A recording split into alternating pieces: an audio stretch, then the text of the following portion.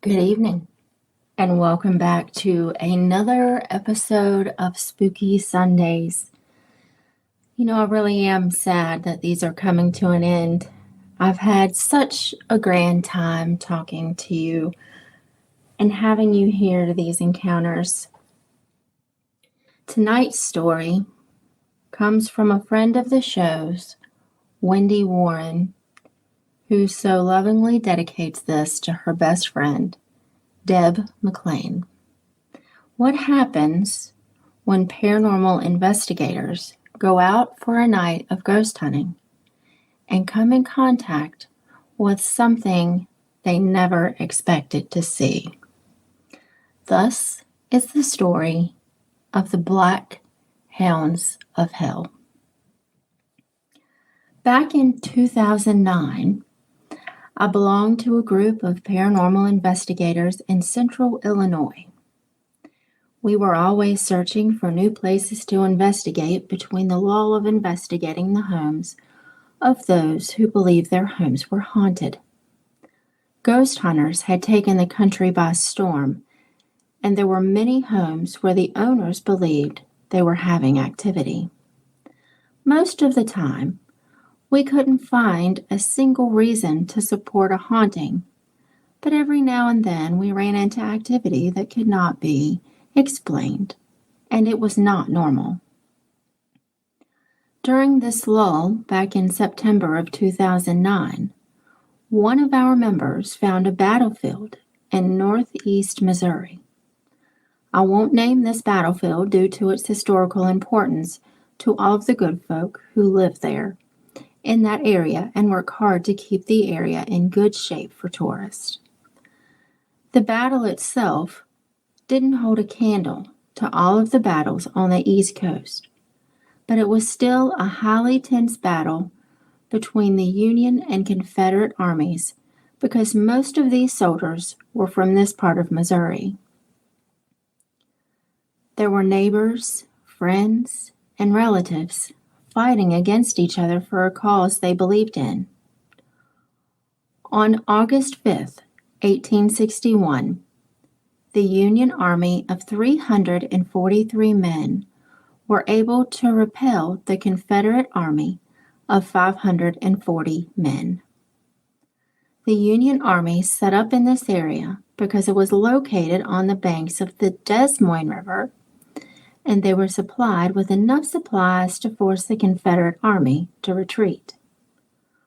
All in all, 5 Confederate soldiers and 2 Union soldiers lost their lives that day. For our team, we would never get another chance to try to investigate a battlefield.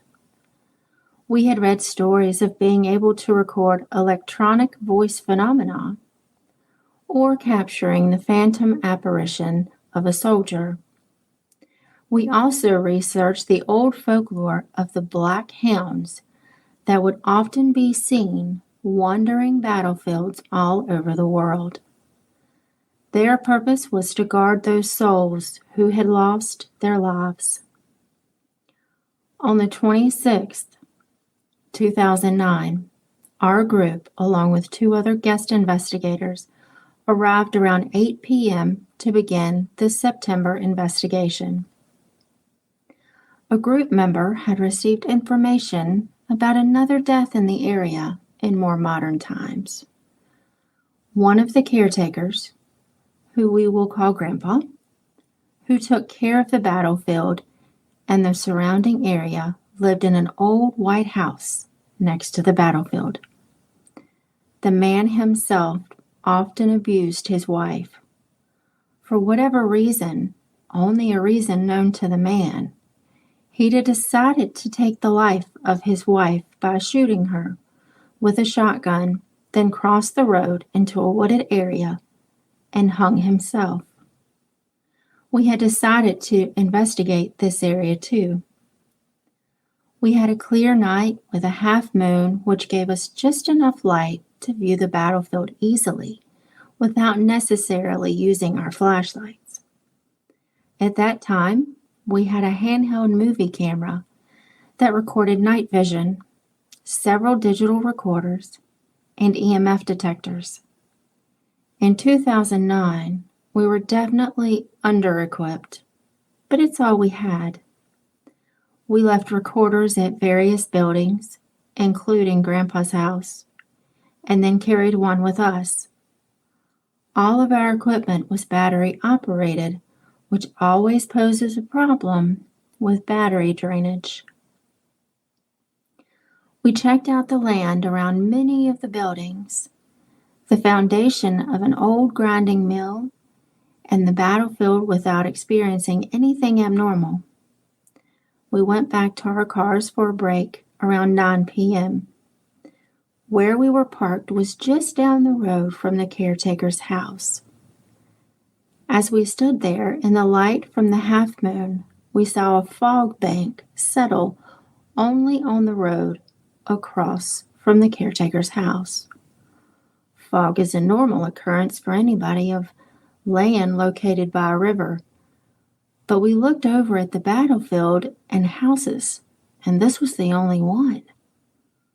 We all figured that this was our sign, so we walked down the road to where the fog crossed the road at around 10 after 9 p.m. As we arrived at that point in the road where the fog lay, we found that it had completely dissipated and the sky was perfectly clear. Looking back at what we did that night, we realized that trying to produce activity by calling out a spirit to antagonize it is not the smartest choice. At 9:17 p.m., one of the digital recorders started vibrating in one person's hand. After it stopped, all the animals in the area, coyotes, cows, dogs, and even an owl, began howling and barking. Then they stopped as abruptly as they started. We did more, with no response, so we decided to turn and go over to the house where Grandma was shot. As soon as we turned, one of the team members saw two black dogs sneaking up on the group from behind. They made no noise, not even a panting noise. They were stalking us in unison, completely abreast of each other. They looked to be the height of a Doberman, but their ears were not clipped. The person who saw them first could only think of one thing to do, so she yelled at them, "Get!" By this time, a couple of the other members saw them, and we watched as they turned in perfect unison and went back to the back side of Grandpa's house. As we watched them go, it seemed that they were floating instead of running, as dogs do, still not making a single sound. One member ran down the road to see where they were as they passed the house, but they never came out the other side. Walking around the house, there wasn't anywhere a dog could have gotten into the house. After calming down from this event, we walked over to the battlefield to just stand and listen for a while. As predicted, All of our batteries drained, and we were useless for the rest of the night, which was too bad because we could hear the distant sounds of horses trotting. This would be one of the most memorable investigations for our team. We were not disappointed in the events of the night. I think looking back on the events, you have to wonder if something about the battlefield created a negative energy that the caretaker absorbed, or it was just a mental breakdown on his part. The only thing we did learn is if you ever find yourself facing the black hounds from hell, all you have to do is tell them to get.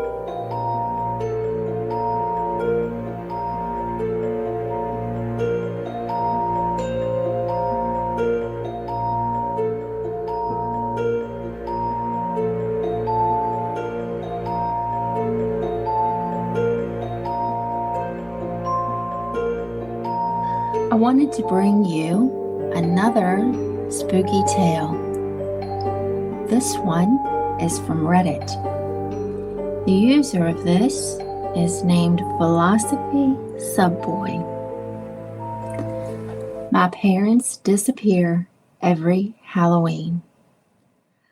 I don't mean they leave for a party or a night out even. No, they'd vanish. Gone without a trace by sunset, leaving me alone in the house. I'd search for them, call their names, but they were always gone, like they'd never existed. It wasn't something we ever talked about. The next morning, they'd be back, acting as if nothing had happened, like it was just another night out. Except it wasn't. I knew that. And I learned that the hard way. It all started when I was 6 years old. I remember that first Halloween like it was yesterday. I was dressed as a witch, excited to go trick-or-treating. But just as the sun dipped below the horizon, I noticed the house felt different. Cold, quiet, too quiet.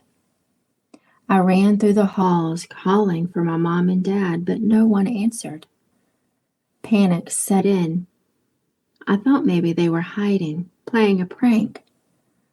But after what felt like hours of searching, I realized they were gone. The front door was locked, the windows were shut, and I was completely alone. That's when I found the first note. It was on the kitchen table, written in my mom's familiar handwriting. It simply said, "Rule number 1, stay in your room. Do not come out until sunrise. And whatever you hear, ignore it." I didn't understand then. I was scared, confused, and alone. I didn't want to stay in my room. I wanted to find my parents. But something about the note made me follow the instructions. So I took a flashlight and a pillow, and I locked myself in my room and crawled under the covers. I thought maybe it was some kind of weird game. I wasn't sure. That night, I didn't sleep much. The house creaked and groaned more than usual. I heard strange noises, soft scratching at my door, footsteps in the hallway, whispers that I couldn't quite make out. I told myself it was the wind or my imagination, but deep down, I knew it wasn't. Something was in this house with me. The next morning, when I opened my door, my parents were back. They were sitting at the kitchen table, sipping coffee like nothing had happened. I asked them where they'd gone and what had happened, but they just smiled and said I must have had a bad dream. That was just the beginning. Every Halloween after that was the same. My parents would disappear just before nightfall, leaving me alone with a note. Each year, the instructions got a little more specific, a little more ominous. By the time I was 8, the notes included things like, Rule number 2, don't look out the windows. And rule number 3, don't respond if someone calls your name. And the noises, they only got worse. One year, when I was 9, the sounds outside my room became unbearable. There were knocks on the door, not gentle either, loud, insistent pounding.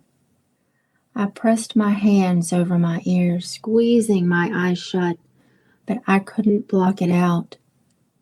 The voice on the other side was familiar. It was my mother's voice, calling my name. Ellie, it's okay. You can come out now. She sounded so calm and so normal. For a second, I almost believed it was really her. But the rule had been very clear. Do not open the door, no matter what you hear. So I didn't. I stayed under the covers, trembling until the knocking stopped. I never told my parents about the voice, and they never asked. The years passed, and the game continued. It became a twisted Halloween tradition. While other kids dressed up and collected candy, I had to stay locked in my room, listening to the house come alive with things I couldn't see. I became used to the notes, the strange noises, and the feeling of being watched. It was all part of the game, my own haunted ritual. But when I turned 13, everything changed. That year, the note was different. I found it on my bed just as the sun was setting. But instead of the usual instructions, it said, There's going to be something new in the house tonight. Be careful. I didn't know what that meant, but the moment I read it, I felt a chill run down my spine. Something new? What did that mean? But as usual, I locked my door and tried to settle in for the night, but I couldn't shake the feeling that something was terribly wrong. The noises started earlier than usual. At first, it was the familiar creaks and footsteps. I had gotten used to those. But then, there was something else. Breathing.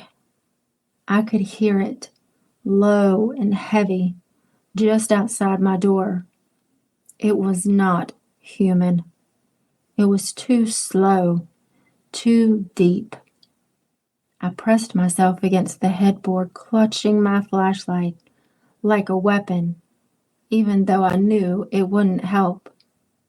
The breathing moved away after a while, but then came the scratching. It wasn't at my door this time. It was coming from inside my room.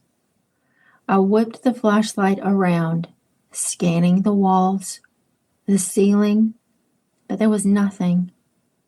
The scratching grew louder, closer, until it felt like it was coming from beneath my bed. My heart pounded in my chest, my throat dry with fear. I didn't dare look under the bed. I was too scared of what I might find.